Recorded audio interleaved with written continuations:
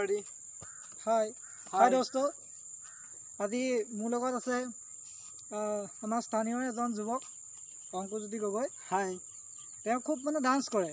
আজি ভাবিলো নৈ পাৰলৈকে ওলাই যাওঁ অলপ ইয়াৰ ডান্স চাওঁ নে কি কয়? আপোনালোকেতো ডান্স চাই চাগে খুব ভালে পাব. নিশ্চয় ভাল পায়. অংকুৰ বৰা ফেমাস ঢুলীয়া. ঠিক আছে. ফেমাস তেওঁ ভাল ঢোলো বজায় বাৰু যিকি নহওক তেওঁ আমি ডান্সটো আজি চাই লওঁ.